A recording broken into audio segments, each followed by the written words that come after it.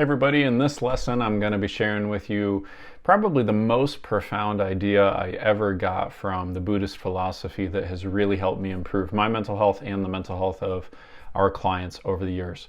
If you're new to our community, welcome. My name's Hicks. I'm a mental health coach, founder of mentalhealthcoaching.com, and our mission is really to help everybody on the planet have the mental health that they deserve. We know that anybody can have really great mental health, not perfect, but really great mental health, so long as they master certain skills and certain systems.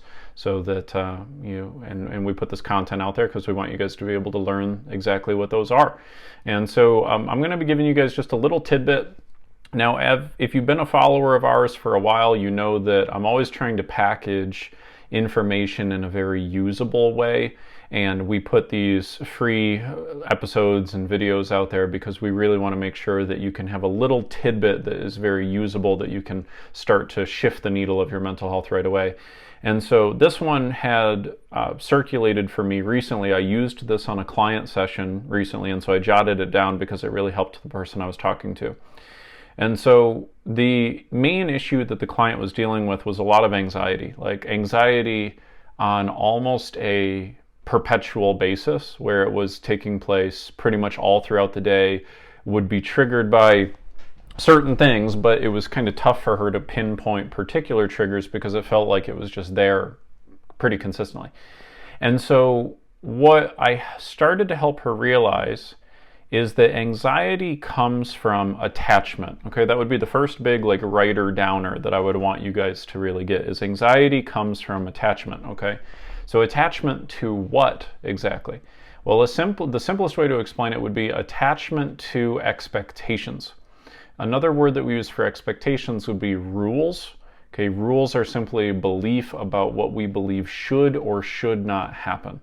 Right, and so that would be the third synonym, would be a should. So an expectation slash rule slash should. Right, and so it's helpful to have all three of those words to describe the same thing, because sometimes it'll be easier for you to spot that you have an expectation or rule by one of those other words. So for example, people often don't think of themselves as holding on to a lot of expectations, but if they listen in on their internal dialogue, they will notice that they have a good amount of shoulds going on. They should do this, they should do that, I should have done this, etc. So if you start noticing whenever you're saying a should, that would be an example of an expectation, okay? And so for this client of mine, this was now several months ago, but she was dealing with anxiety on an almost perpetual basis, like I mentioned. And so what I said to her is, I said, look, I want you to just finish this sentence, right? I should, ... what, right? And I had her just, go with whatever the first thing was that came to her mind. I don't remember exactly the order of what she said, but it was something, she said something to the effect of like, I should never ever have a thought of something going badly. I should never have a headache. I should never feel nauseous. I should never feel lightheaded. I should, etc. And I went through this exercise with her, and come to find out, she ended up having like 9 pages of rules, expectations, that she had collected over the years. And she was one of the people that I had seen that had probably some of the highest anxiety levels I had ever seen in my entire career. And it takes a lot to surprise me at this point. But so I knew that she must be holding on to a lot of rules, a lot of shoulds. And so I went through this process to map all of them out. And she had 9 pages, right? On each page was like 20 of these at least. It was over 200 rules, a huge amount of rules and shoulds. And it was pertaining to all sorts of stuff around money, stuff around the weather, stuff around her physical health, stuff around what kind of thoughts she should or should not ever have. Right? And so essentially what had happened, we retraced her steps all the way back to the beginning of her mental health journey. And essentially what happened was, she had, as is common for many people who deal with anxiety, she was doing fine. Life was fine. She didn't really have an anxiety issue. And then all of a sudden, something really unexpected occurred that scared her and freaked her out in her life. And so then she got a little anxious about that thing that scared her and freaked her out. And then as she got anxious about that legitimate thing that upset her, she then started to get worried and scared and anxious about getting worried and scared and anxious. And so then the spiral started to develop. And over the years, she collected a lot of shoulds, a lot of rules. Things like, oh my gosh, why is my mind having this particular thought? I shouldn't ever have that type of thought, right? And so as she would have negative thoughts, she'd get headaches. And then she'd go, oh, I shouldn't have any headaches. And so it became this really, really vicious spiral, like snowballing effect, where she had a particular thing, a sensation or a thought or something going on in her life or whatever it was, some type of circumstantial thing. And she would say, that shouldn't be happening. And so she'd get anxious because now there is a discrepancy between how life is and how she expects it to be. And the wider that discrepancy is, the more anxiety or emotional pain will take place. All right? So you may have heard me on a different lesson I shared with you what we call the formula for fulfillment. The formula for fulfillment is when your life conditions match up, they equal your expectations. Right? So if we have a slight deviation between how life is and how we expect life to be, that will make us somewhat anxious or somewhat sad or somewhat stressed. If there's a very large deviation, as in if there's 200 different rules and expectations that are now going to be pretty much impossible to meet, it was a recipe for making sure that she's going to be anxious pretty much all the time. And so I was trying to help her grasp what was really necessary for her to actually move forward and get the anxiety handled in her particular case. And by the way, I do think that this insight applies to anybody who's got anxiety in some way, but I want to be careful here because when I explain this concept, sometimes people think that like this is the one thing that I teach and like that this is the whole methodology that I use, and that's not true. This is a very helpful insight I'm about to share with you, and it will apply to pretty much anybody who's got anxiety, but it's not the only insight that you need to get your anxiety handled, and I want to be clear about that. Okay, so what I told her she needed in her particular case to reduce her anxiety levels mostly is she needed to learn the practice of acceptance, right? So she needed to be able to recognize that from time to time, the mind is going to generate a negative, intrusive thought here or there. And so what was happening for her is that negative or intrusive thought was popping up. And then as soon as it popped up, she then would attach to her ideal that it shouldn't be there. So she was adding friction, she was adding energy, she was giving the problem energy, and problems need energy to grow. So by the thought rising up and then her going, this thought shouldn't be here, and resisting it and like adding all of this tension, the metaphor I like to use is think of like a dog like latching onto the leg of like an intruder, right? So the dog wants the intruder to go away, yet if the dog latches onto the leg of the intruder and the intruder is trying to pull, the harder the intruder pulls, the more the dog is going to yank on it, and the intruder is not going to be able to go away. So that's what we often do with our anxious thoughts or our negative feelings, or when someone offends us. Rather than letting it come and letting it pass, we attach to it. And as we attach to it, it stays in our mind. It isn't allowed to pass. And so this is where the Buddhist idea comes in, right? So the quote from the Buddha that I really love is, attachment is the root of all suffering. Attachment is the root of all suffering. Now, if we were going to flip that into the way I language things, I would simply say, the root of all suffering is having unmet expectations, as in you are attaching to an ideal, a should, a rule, right? An expectation about how it should be. And when we hold on to expectations about how things should be that are outside of our control or are inevitably going to not be met in that particular way, that's when we can get ourselves into trouble. For example, I've literally had clients who have had rules. I do this process where I help them find all of their rules.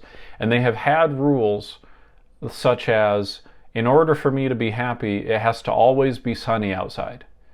Okay, well, if that's the case, you're guaranteeing that you're going to be sad and upset at least 1/3 of the time, depending on where you live, right? That's going to be an issue. But that person holding on to that rule or that expectation is going to always cause them issues whenever it comes around to be cloudy outside. That's going to be an issue for them, right? So if they hold on to that ideal, they're screwed. If they let go of the ideal, right, now they create an opening. Now they say, well, maybe I can be happy regardless of the weather. So they release the ideal. They lower the gap between their expectations and how life actually is. So that creates less emotional pain. That creates more of a symmetry between how life is and how we expect it to be. And so when this all finally clicked for me, this is when I realized, because I've always had an interest in Buddhism, I wouldn't call myself like, I don't know, I don't want to offend anybody here, and like there might be some of you out who are like super staunch like Buddhists. I'm not like a super staunch Buddhist. I probably know more about Buddhism than the average person, read some more books, I'm more interested in it, and I would call myself a casual Buddhist. Let's just call it that. I think that it's a very practical philosophy and provides a lot of very helpful things, particularly in the realm of mental health. And so anyway, the story of the Buddha, as most people have heard it, is that this gentleman, Siddhartha, right, he wanted to find enlightenment, sat underneath this tree for about 30 days, and he found, the state of enlightenment. And so the state of enlightenment for him really was just the absence of all expectations, all attachments,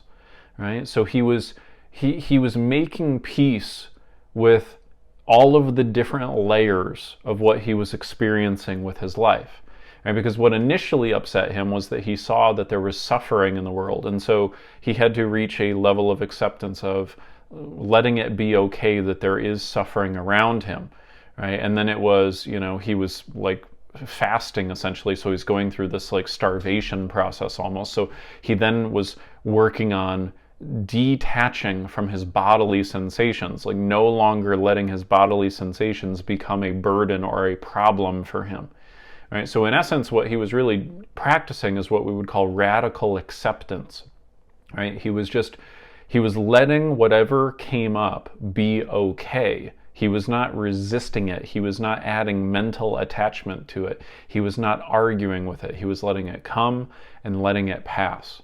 Right? And there's this Buddhist phrase called mushin, which means mind like a mirror, right? So if you think of a mirror simply holds the image that is in front of it, but as soon as that item passes, the image in the mirror passes as well.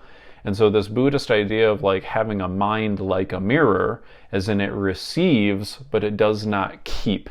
Right? So if you have sadness pop up, you have a feeling of anxiety, you have a feeling of anger pop up, you go, oh, look at that. I'm feeling some anger, I'm feeling some sadness. You observe it, you don't attach onto it, you don't put an ideal onto it, you see it, you notice it, you let it be okay, and then it much more easily lets itself pass because you're not clinging your teeth into it, right? So if I were going to turn this into a more practical analogy, some of you guys have heard me teach this before, right? But think of it this way, right? If I told you to not think about a purple elephant, no matter what, do not under any circumstances think about a purple elephant right now, what immediately comes into your mind? A purple elephant, obviously, right? And if as soon as that image of a purple elephant enters your mind, if I say to you, I want you to now try very, very hard, get that purple elephant out of your mind. Like just stop thinking about it. Really try it. Go ahead and try it. Get that purple elephant out of your mind. Stop thinking about it. The more you resist it, the more it persists. What you resist persists. Okay? I'll give you one final example of this, and then we'll be done for the day, and I'll wrap this up. So I had another client, this was years ago, and so very interesting situation. She previously did not really have any mental health challenges to speak of beyond, sort of your normal average stress. She worked in a fairly stressful environment. Her job was a little bit more stressful than the average job. And so there was one day she's like going through a meeting with her team, and she's in this little meeting room, and she's just bored out of her mind, and she's stressed out, and she's just feeling burnt out, and she's just having a rough day. And then all of a sudden, she looks at the window. She's on like the second or third story, and her mind just fantasized about jumping out of the window. All right, because she's in the middle of this horrible meeting. Now, she had never ever from her recollection at least, had any kind of like a suicidal thought up until that time, up until that moment. And the fact that that thought entered her mind scared her, right? It freaked her out, because now she put all of this meaning onto the fact that that thought had entered her mind. She thought, oh my gosh, am I suicidal? Am I going to kill myself? Am I going to da da da da da da da? And she had all these shoulds, like, I shouldn't be thinking like that. I shouldn't have had that thought. I shouldn't ever, get to that place in my mind. But the problem was that because she had such an intense reaction to the thought, she then got a sort of psychosis going about it. It became her purple elephant. So as she kept thinking, I shouldn't ever have a suicidal thought, I shouldn't be thinking of hurting myself, now the part of her brain called the RAS, or the reticular activation system, got like wired to say, oh my gosh, thoughts of hurting ourselves, that's a really important thing. I better be on the lookout for that. And now what happened is she would walk into any room and she'd see all sorts of inanimate objects like a spoon or something, and she'd like think of like hurting herself with it. She did not want to die. She did not want to actually kill herself. She was just having now bunches of intrusive thoughts of like hurting herself and doing things with objects in whatever room she was in. And so the practice I gave her is I said, look, first of all, I said, what do you think would have happened differently if as soon as your mind thought about jumping out of that window, if you would have thought, oh yeah, when that, that's just my brain, wanting to get an escape out of this meeting. And if you would have thought nothing else of it, if you would have not like latched onto it and made such a big thing out of it, but you would have just recognized that that was just your mind wanting to have an escape from the meeting, doesn't mean you really truly wanted to kill yourself. It was just a little mental fantasy.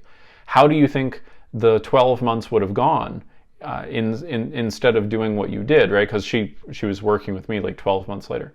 And she said, well, yeah, I think it would have gone so much better. And I said, okay, great. So then here's what I want you to do. You don't want to kill yourself, right? You truly want to live on this planet. She said, yes, absolutely. I said, great. So you've never made an attempt. You've never actually acted on any of these thoughts, right? She said, correct. Yeah, I've never done it. I said, cool. So then that means that all of these thoughts that are just popping in your head are literally just thoughts. That's it. The mind will have intrusive thoughts from time to time. That's just what it does, right? And so let it be okay that the mind is having a little temporary intrusive thought. Think nothing else of it other than it's just your mind is now doing that on autopilot just because you've given it so much energy. So if you find that your mind is having that thought, let it be okay and just let it pass. And so it took some practice, took several weeks of practice for her to do it, but that strategy was the number one thing. I taught her other things too, but that strategy was the number one thing that helped reduce her anxiety levels. And so it's just an important realization, I think, right, is that if you're dealing with anxiety or depression for that matter, or stress, anything, any emotional pain of any kind, it's because you have rules, you have unmet expectations that you are attaching to. Now, don't get me wrong, detaching from your expectations is not always the solution. So for example, I'll give you just a very stark example, of course, would be if you are a woman in a domestically abusive relationship and your partner is hurting you and harming you, and you have a very justifiable expectation of my partner shouldn't be hurting me, and so you find yourself in sadness on a daily basis because your partner is hurting you. I'm not advocating for you just like accepting the fact that you're getting physically harmed, right? So I am not saying become a doormat and let anybody steal from you and manipulate you and anything of that nature. That's not what I'm an advocate for. However, all I'm saying is, over the course of helping so many hundreds of people over the years overcome their anxiety, what I've learned is that 9 times out of 10, it's not so much that there is some big thing in our life that we need to match our expectations. It's the other way around. It's that we need to modify or adjust our expectations to become more humane, more flexible, right? And if we do that, then we open up the door for more emotional well-being. So if you can at least identify what the attachments are or the expectations are that are causing you issues, and you can at least modify or adjust those, I think that opens up a lot of other opportunities for you to do some really good inner work, okay? So anyway, hope this is valuable as always to you, and I'd love to hear your comments. Let us know what are the expectations you think you've been holding on to that you really need to adjust or modify, and we'd be very curious to hear that in the community. So thanks for tuning in as always, and go ahead and tune into our next episode that's right after this one, so that way you can keep the train rolling and you can keep making lots of really good progress. I'll talk to you soon. Bye.